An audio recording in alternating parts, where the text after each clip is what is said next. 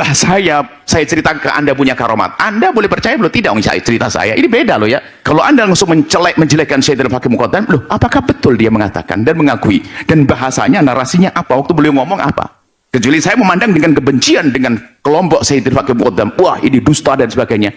Penyebaran Islam di Nusantara diklaim oleh mereka, makam-makam berkeramat diklaim oleh mereka.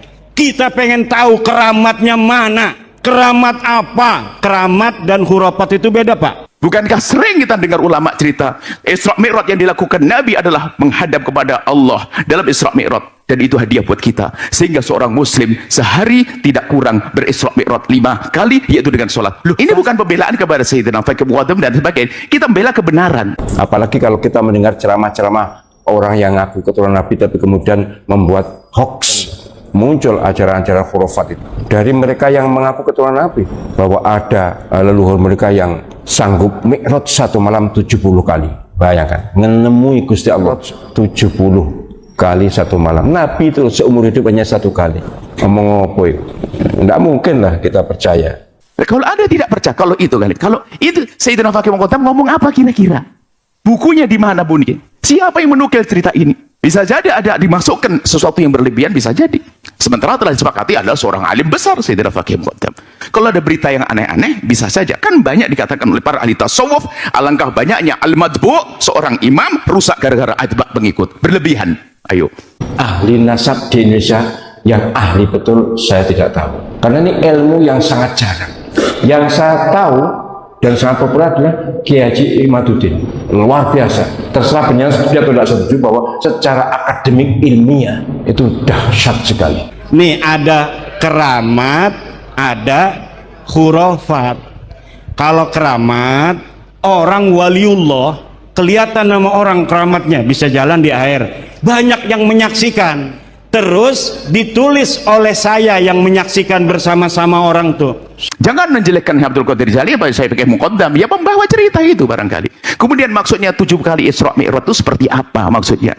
Atau hanya mungkin dia sholat 27 kali, karena sholatnya seorang hamba adalah seperti Isra Mi'rajnya Nabi dalam arti saat itu menghadap khusus kepada Allah dengan at-tahiyatul mubarakatuh. Mungkin kita tidak tahu seperti itu. Leluhur mereka bangkit membentak malaikat Munkar Nakir. Malaikat Munkar Nakir karena menyiksa orang yang dikubur di sebelahnya Habib ini, kemudian sambat mengeluh rame malaikatnya bentak Melayu.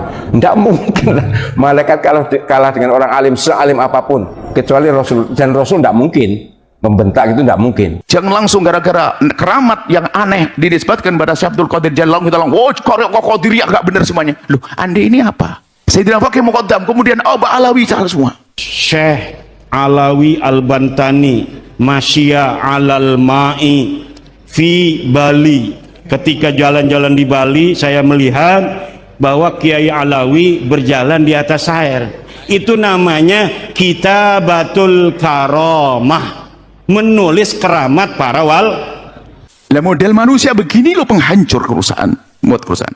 Habaib, dicari omongan habaib yang nggak benar lalu diangkat, lalu mengatakan habaib begini, doktrin tentang khurafat dan sebagainya. Kami belajar dengan habaib. Anda pun juga melihat apakah saya menghadirkan khurafat? Awas, keramat para wali itu yang ada yang hanya khurafat. Apa itu? Keramatnya nggak ada tapi dibohong-bohong. Saya itu sudah membimbing puluhan dokter. Saya belum pernah ketemu orang yang meneliti sehebat Kiai Imaduddin. Itu dahsyat lah, luar biasa. Meneliti dari abad 3 Hijriah, kitab-kitab dilacak semuanya. Allah, saya kagum dengan ketelatenan, kemampuan, kemauan itu. Dan hasilnya ternyata teruji, valid itu siddiq itu benar. Ini loh penfitnah, pengen menanamkan kebencian. Habaib, khurafat semuanya. Loh, ada 1-2 habaib yang tidak sempat belajar dengan benar barangkali, lalu omongannya salah-salah. Apakah itu akan jadikan kita ukuran? Saya belajar dengan para habaib, saya mengetahui ilmu-ilmu beliau juga, karena kita belajar dari beliau. Dan setelah itu ilmunya kami serap, kami rekam, kami sampaikan. Mana khurafat? Syekh Tubagus Mogi bisa muncul dari sumur. Dia pergi ke Bali tidak melalui bandara, tidak melalui Banyuwangi. Dia masuk ke sumur di dapurnya, kemudian keluar di jet pumpnya Yai Suryadi. Itu namanya khurafat, tidak terjadi tapi ditulis-tulis. Tapi ada Habib ini, loh itu yang itu. Saya kan tidak ngambil yang itu. Anda mengambil kejelekan omongan dari Habaib, lalu Anda ingin rendahkan Habaib. Anda pun fitnah. Siapa Anda? Anda ingin mengadu, menjadikan umat Nabi Muhammad bermusuhan? Saya belajar dari para Habaib yang ulama. Hebat mereka. Dan kami lihat pemikiran mereka adalah pemikiran yang indah. Itu namanya khurafat, tidak terjadi tapi ditulis-tulis.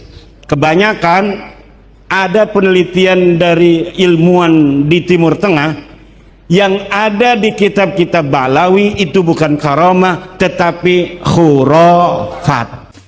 Kami hanya heran kepada manusia yang ingin menanamkan kebencian. Jadi permasalahan kita bukan urusan Habaib ada yang salah, khususnya yang salah manusia yang mencoba mengangkat mengangkat sisi-sisi tertentu untuk membuat permusuhan, penfitnah dia. Tidak ada kakek bersama antara Ba'lawi dan Nabi Muhammad selama 45.000 tahun dalam ilmu DNA. Ini secara umum segala nasab, kalau satu kelompok yang menisbatkan bahasanya dia punya nasab kepada orang tertentu, Anda tidak berhak untuk otak-atik. Ini siapapun nasab ke siapapun, apalagi kepada baginda Nabi SAW. Kalau ditanya ahli nasab siapa? Ya Kiai Imaduddin. Wah, dia tidak spesialis nasab. Memang tidak ada kuliah spesialisasi nasab, tidak ada. Hanya diketahui dari perilaku ilmiahnya, tulisannya. Orang diketahui keahliannya dari tulisannya. Berarti kalau ditanya siapa ahli nasab Indonesia, ya Kiai Imad. Karena masa depan itu ketika ingin menelusuri keturunan Nabi, cukup lihat tes DNA-nya dulu. Oh, tes DNA J1. Oke, masuk dalam penelitian. Kalau misalnya haplogrupnya kayak Ba'lawi G, kita mau ngapain saja di dalam ilmu nasab, ilmu sejarah, pasti ini ujung-ujungnya putus. Jangan sampai ada gerakan, ini ada gerakan di kampung ini adalah penentuan nasab, jangan-jangan salah ini DNA, bahaya itu. Sudah kita putus, nggak boleh, nggak ada. Penetapan nasab dengan DNA sudah selesai. Apalagi sampai membatalkan nasab, naudzubillah, qadzaf, membatalkan nasab. Orang ini bapaknya ini dikatakan tidak sah gara-gara DNA. Anda harus mendatangkan siapa bapaknya. Kalau tidak ada dicabut 80 kali. Hati-hati. Kalau secara penelitian, secara DNA sudah jelas dibuka di umum, kok penyemaci ngotot, itu masalah. Yang masalah pada penjenengan sendiri. Sebab kalau penjenengan bukan keturunan Nabi, ngaku keturunan Nabi, itu masalah besar. Apalagi DNA sudah jelas. Ini yang tes DNA orang luar, orang Indonesia ada beberapa sama ya. Haplogrupnya G. Dan itu bukan Arab dan bukan Hashim, apalagi Bani Hashim. Bukan. Itu dari Kaukasus. Dari mulai Aceh sampai Papua, kita akan cari family matching dari sisi ilmu DNA, kita akan cari family matching dari ilmu nasab. Di mana kakek-kakek kita bersama? Kenapa? Agar persatuan Indonesia bukan hanya perjanjian di atas undang-undang dasar, tapi juga persatuan di atas sesama darah bangsa Indonesia. Jangan main-main DNA. Anda misalnya sudah tentu, Anda anaknya si fulan. Kemudian saya kok iseng, langsung cari DNA. Wah, nggak bener kan DNA? Nggak bisa. Kalau ini bukan bapaknya siapa? Ayo. Kalau kita tidak bisa menentukan, maka saya dicambuk. Hati-hati. Intinya, jangan main-main DNA deh. DNA adalah masalah penemuan-penemuan baru, tapi bukan untuk menentukan nasab. Hei hamba Allah, jangan bikin gaduh malah dalam umat. Kalau DNA ini diterapkan, wah ini heboh semuanya. J1 itu Nabi atau Bani Hashim ya. J1 itu Bani Hashim. Nah ini tidak ada yang tes tuh, yang J1 itu nggak ada. Sak dunia itu 180 wong itu tidak ada. Lihat sepi itu. Masuk cek ngotot aja. Malah diharamkan malah yang di DNA ini. Wah aneh. Nah ini nasabun batilun mardudun maudu'un munqati'un. Bahaya orang utaati nasab itu. Dan itu tidak harus sampai derajat 100%. Karena 100% itu gimana sih mempercayai nasab 100%? Kecuali Anda lihat waktu hubungan suami istrinya, waktu kelahirannya. Kecuali Anda lihat waktu hubungan suami istrinya, waktu kelahirannya. Kalau berkaitan dengan masalah akidah begitu, berarti kita harus adakan verifikasi. Setiap orang yang mengaku sebagai keturunan Nabi, berita itu bisa benar, bisa salah. Kalau berita itu bisa benar bisa salah, bagaimana cara kita memverifikasinya? Ya kita lihat data-datanya. Bahkan dikatakan para imam mengatakan kalau ada sekelompok orang Anda mendengar, mengetahui dari keluarganya mengatakan bahwasanya dia punya nasab pada Rasulullah, cukup Anda percayai.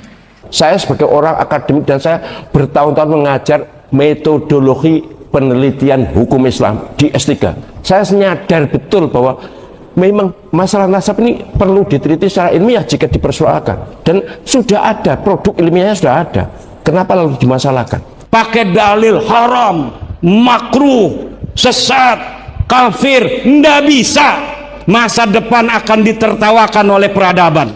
Daripada nanti malu, lebih baik sekarang yang rapih mundur pelan-pelan. Udah biarin aja itu Ki Imad Dajjal.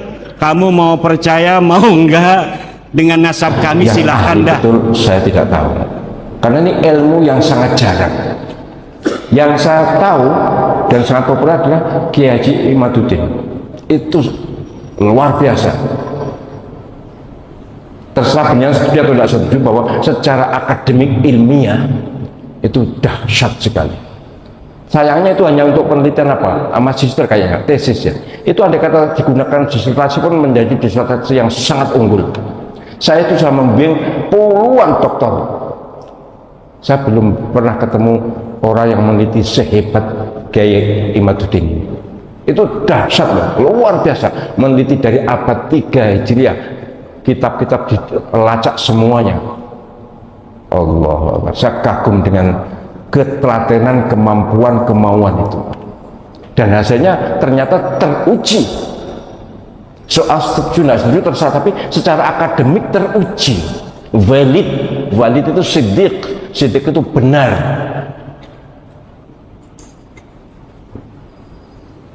Jadi kalau ditanya ahli nasab siapa, ya Kiai Imaduddin. Wah, dia tidak spesialis nasab, memang tidak ada kuliah spesialisasi nasab, tidak ada. Ya, hanya diketahui dari perilaku ilmiahnya, tulisannya. Orang diketahui keahliannya adalah dari tulisannya. Ini gak nulis ya, gak bisa diketahui. Ini kan nulis dia. Dan bahkan kemudian didiskusikan, didialogkan. Berarti kalau ditanya siapa ahli nasab Indonesia, iya Kiai Imad. Oh, tapi begini-begini, sudahlah. Pertanyaannya kan begitu. Siapa yang paling ahli? Yang saya tahu itu. Kiai-kiai yang lain alim tapi bukan ahli nasab. Tidak mudah ini golek ahli nasab itu. Nyapa tak kok ini? Golek perkara atau golek ini perkara saya? Pokoknya jangan mencela, jangan mencaci, jangan menghina, jangan meremehkan. Hormati semuanya, termasuk habaib. Dan andai kata penyanyi termasuk yang ikuti pendapat atau arus Kiai Imaduddin yang tidak mengakui bahwa Pak Alawi itu nasab sambung ke Nabi, tetap boleh dipanggil Habib, tetap harus dihormati, walaupun penjenengan tidak mengakui ketersambungan nasab Pak Alawi kepada Nabi. Memang ya kalau penjenengan mengikuti itu ya susah untuk tidak percaya. Saya sebagai akademisi jelas harus percaya, secara akademik tidak bisa dibantah. Perkara yang tidak setuju ya banyak, hal-hal yang tidak setuju banyak. Tapi ini penting untuk saya tegaskan, bagi saya itu gini loh, yang terpenting itu sebenarnya yang paling berkepentingan itu para habaib. Lebih bagus tidak mengakui keturunan Nabi tapi keturunan Nabi daripada mengakui tapi bukan. Itu berbahaya sekali untuk keselamatan akhirat. Apalagi sudah ada beberapa yang mimpi tentang ini. Kalau saya takut ya, kalau saya takut tetap ngotot sebagai keturunan Nabi itu takut. Bahkan sebaiknya kalaupun keturunan Nabi sebaiknya tidak usah ngomong, itu lebih bagus. Ki bolak-balik tak sampaikan lagi. Ben melanger. Dalam Islam hati-hati, bahaya sekali nanti. Sebab kalau DNA itu nggak kenal akad nikah, biarpun nggak nikah, DNA bisa saja nyambung, nggak ada pernikahan. Sementara di dalam Islam ada namanya pernikahan yang sah. Jadi untuk dianggap ini keturunannya siapa adalah dengan pernikahan yang sah. Makanya menentukan nasab adalah dengan istifadhah. Misalnya di kampung itu sudah didengar bahwasanya si A anaknya si B, sudah, jangan banyak tanya. Selagi orang ngomong itu anak saya, benar anakmu? Iya, selesai. Jangan bertanya ribut, nikah kamu di mana, dan Anda ini fudul, kurang ajar. Cukup dia mengatakan anak saya, selesai. Atau pengakuan, atau di masyarakat sudah mengatakan, oh anaknya fulan. Di kampung Anda sudah tahu bahasa Anda, anaknya ibu Anda sudah tahu semuanya. Itu sudah cukup. Jangan sampai ada gerakan, ini ada gerakan di kampung ini adalah penentuan nasab. Jangan-jangan salah ini, DNA. Bahaya itu. Akan merusak, bisa taktil nusus, menghentikan nas-nas. Maka jangan urusan dengan itu. Tidak tahu apakah betul ada, tidak ada. Dari mana? Mulai kapan ada penentuan nasab di DNA? Nggak mungkin ada. Syariat sudah sangat jelas. Pernikahan yang sah, biarpun itu pernikahan di luar Islam, sebelum orang masuk Islam, pernikahan non-muslim dengan non-muslim diakui nasabnya dalam Islam. Seorang Nasrani dengan Nasrani, pernikahan yang sah menurut agamanya, keturunannya dianggap sah. Jadi dengan pernikahan hati yang benar. Atau mungkin masalah wati syubhat dan sebagainya, masalah ilhaqun nasab, itu karena penyambungan nasab. Yang jelas, DNA tidak bisa, dan itu bahaya sekali. Wah, ini bisa merusak, na'udzubillah. Bisa menjadikan orang meninggalkan syariat. Gara-gara ini. Belum lagi masalah DNA itu, sudah kita putus, nggak boleh, nggak ada. Penetapan nasab dengan DNA sudah selesai. Akan tapi kita melihat permasalahan DNA, bisa saja tentang alatnya mungkin tidak akurat atau tidak benar atau rusak dan sebagainya. Kemudian orang yang menanganinya mungkin tidak jujur dan sebagainya. Itu bisa jadi begitu, akan tapi tidak usah sampai ke situ deh. Anggap saja menangani jujur, benar, alatnya paling hebat dan sebagainya, tetap tidak bisa untuk menetapkan nasab. Untuk qarinah tentang untuk satu hal sah, tapi untuk menentukan nasab tidak boleh. Apalagi sampai membatalkan nasab, naudzubillah, qadzaf, membatalkan nasab. Orang ini bapaknya ini dikatakan tidak sah gara-gara DNA. Anda sudah datangkan siapa bapaknya. Kalau Anda ada dicabuk 80 kali. Hati-hati. Jangan main-main DNA. Anda misalnya sudah tentu. Anda anaknya si fulan. Kemudian saya kok iseng. Langsung cari DNA. Wah, nggak bener kan DNA. Nggak bisa. Kalau ini bukan bapaknya siapa? Ayo. Kalau kita tidak bisa menentukan, maka saya dicambuk. Hati-hati. Intinya, jangan main-main DNA deh. DNA adalah masalah penemuan-penemuan baru, tapi bukan untuk menentukan nasab. Hei hamba Allah, jangan bikin gaduh malah dalam umat. Kalau DNA ini diterapkan, wah ini heboh semuanya. Sementara lihat di dalam Islam tuh ada tentang saksi dalam urusan kejahatan, perzinaan, 4 saksi, banyak hal, macam-macam. Jadi harus hati-hati penentuan. Menafikan nasab pun dalam Islam harus hati-hati. Nggak gampang menafikan nasab. Dalam urusan li'an misalnya, menafikan nasab hati-hati. Menentukan nasab adalah ada rambu-rambunya. Maka ingat, kalau sudah kita yakini bahasanya orang itu nasabnya sambung, sudah, Anda jangan banyak tanya. Jangan Anda meragukan. Kalau Anda meragukan, Anda menuduh dia berzina. Naudzubillah. Nuduh orang berzina adalah dosa. Ya, mohon maafin, saya tidak tahu apakah betul masalah DNA. Dari mana masalah DNA? Ini aneh sekali, nggak masuk pembahasan para ulama, nggak akan membahas masalah itu sebagai penetapan nafsa. Tidak akan ada. Karena apa? Bukan begitu cara menetapkan nasab. Bahkan itu kalau diterapkan malah membahayakan. Sehingga besok bisa gerakan di kampung ini ada tes DNA. Waduh, kacau, orang deg-degan. Biarpun yang nikahnya benar, nggak ada masalah, pasti deg-degan. Dan bukan begitu Islam. Hati-hati ya, mohon maaf lah. Nggak mungkin, saya tidak percaya. Mungkin Anda salah. Nah, mana ada penentuan nasab dengan DNA? Mana? Nggak ada itu semuanya. Di dalam pertanyaan, Habaib membawa cerita khurafat. Mungkin begitu. Gimana kita menanggapinya? Mungkin begitu. Kita akan bicara begini. Alhamdulillah kami belajar dari para habaib. Belajar dari para kiai juga. Belajar dari habaib, belajar dari para kiai. Dari para masyayikh. Tentunya ya masyayikh adalah ahli ilmu, habaib yang ahli ilmu. Kan begitu. Kemudian, setiap orang berilmu itu pun memang ada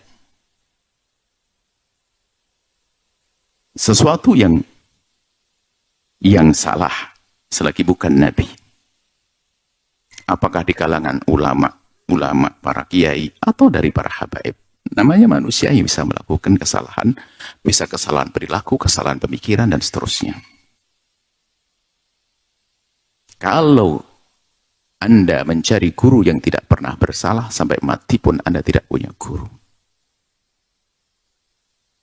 Akan tapi kita perlu belajar dari dari orang yang secara global ada manhaj yang benar.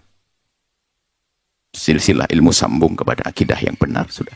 Kalau ternyata ada, misalnya di antara para imam sendiri pun di antara mereka saling kritik. Saling kritik. Jadi antara para imam itu udah saling kritik, tapi kritik mereka kritik beradab. Bahkan kadang menafikan keilmiahannya ulama yang sebelumnya. Dan itu sudah biasa, tapi tidak menjadi fitnah. Nah sekarang ini yang menjadi masalah, ada sebagian orang ingin mencari kesalahan kelompok tertentu untuk diangkat, untuk digunakan menjatuhkannya. Kalau begitu rumus hidup manusia, kayak begitu, itulah penghancur keindahan. Jadi tidak menemukan satu kelompok, kecuali kita cari jeleknya, lalu kita angkat. Tidak ada sekelompok manusia, kecuali kita cari jeleknya, kita angkat. Mungkin kalau kita di tatanan kehidupan, misalnya, kita pergi ke namanya instansi atau apa, kepolisian misalnya, ketentaraan, atau apa. Kita cari polisi yang jelek. Lalu kita katakan, polisi gak benar. Nah, ini kan saya curang. Kita nggak jujur dalam hal ini. Atau, wah, ketemu Gus. Ada satu Gus yang salah. Langsung kita jadikan alasan dasar Gus. Nah, kenapa kok saya curang begini? Berarti saya ingin menanamkan kebencian. Gus itu ada yang belajar sampai menjadi orang alim, ada Gus nggak sempat belajar, lalu kepleset. Maka sungguh saya ini adalah penfitnah, kalau saya hanya mengambil bagian dari ketidakbenaran Gus ini. Gus tahu Gus ya? Gus itu anaknya Kiai kalau Jawa Timur tuh. Nah, saya hanya mencari modelnya Gus yang nggak benar, lalu saya angkat untuk namakan kebencian. Awas, hati-hati, jangan dengan dua pesantren. Gus-Gusnya nggak benar. Loh, saya fitnah, ngapain? Lah model manusia begini loh penghancur kerusahaan, muat kerusahaan. Habaib, dicari omongan habaib yang nggak benar, lalu diangkat, lalu mengatakan habaib begini, doktrin tentang khurafat dan sebagainya. Kami belajar dengan habaib. Anda pun juga melihat apakah saya menghadirkan khurafat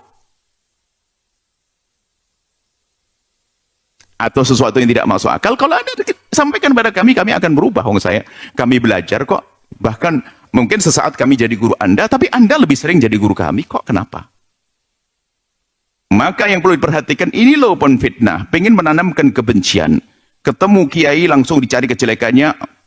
Nanti ada mencari kejelekan pondok. Pondok kan ribuan. Hanya ada 5 pondok yang nggak benar langsung diekspos. Pondok adalah bukan tempat yang aman lagi buat para santri. Dia penfitnah kan?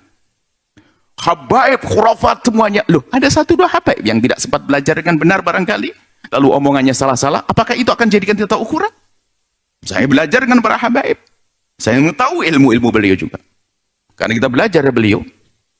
Dan setelah itu ilmunya kami serap, kami rekam, kami sampaikan, mana khurafat?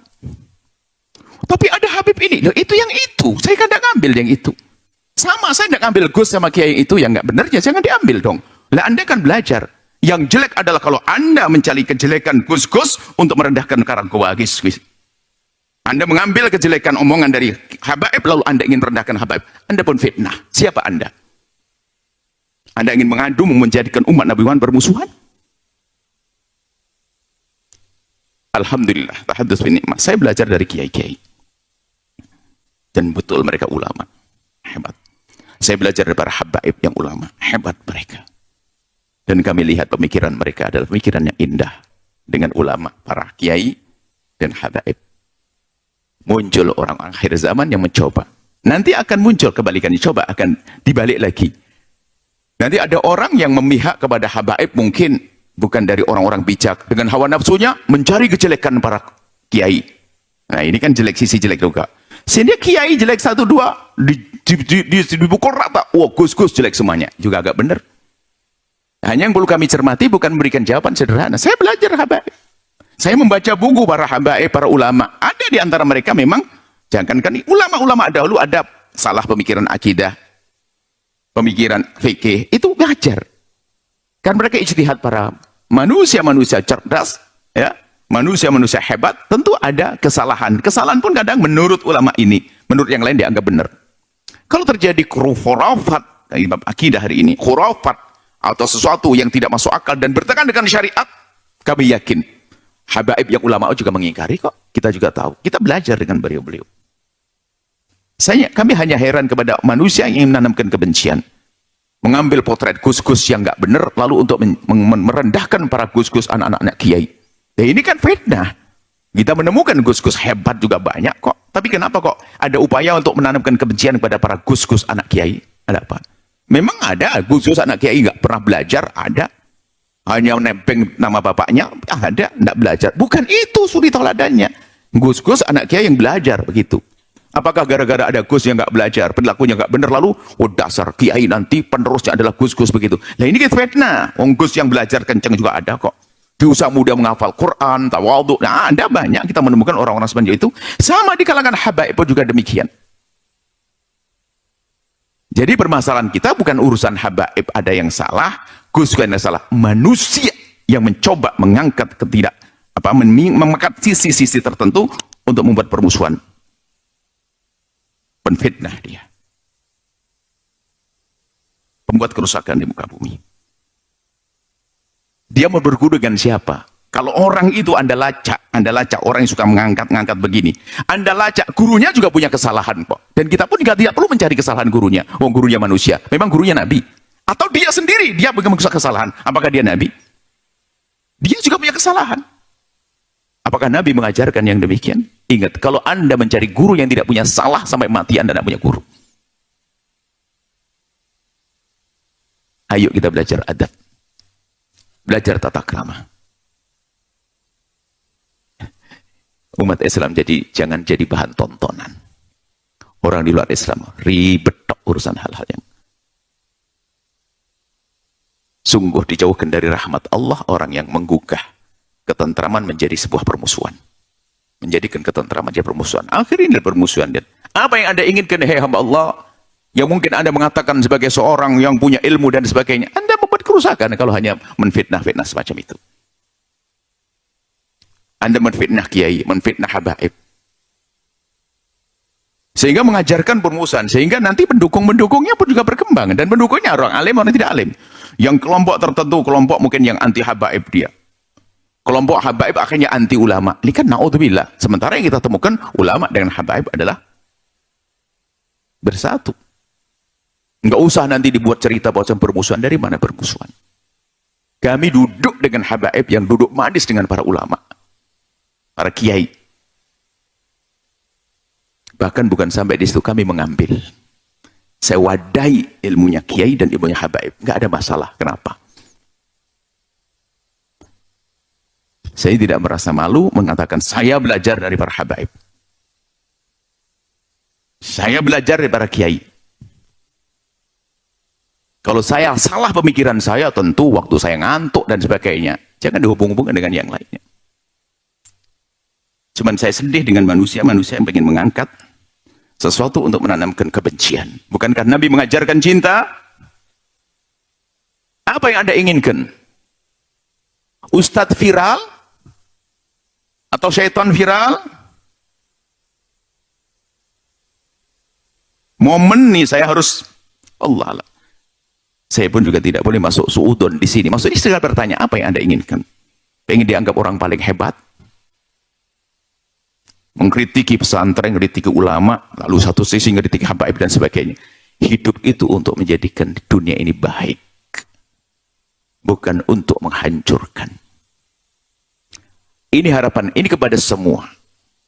Mungkin ada di antara kalangan habaib yang mungkin ada sedikit atau mungkin keluar dari jalur. Tinggal ayo kita ajak diskusi masuk ke jalur yang benar. Mereka manusia tentu ada pemikiran yang wajar. Di kalangan para kiai juga ada itu. Yang nggak boleh adalah untuk mengambil sisi negatif, untuk diangkat, untuk menjadikan sebuah permusuhan. Berarti Anda menginginkan Gus ini adalah maksum, Gus-Gus itu maksum, nggak boleh salah, atau Anda menginginkan habaib maksum, nggak bisa salah. Anda itu punya akidah apa? Kok Anda seperti itu?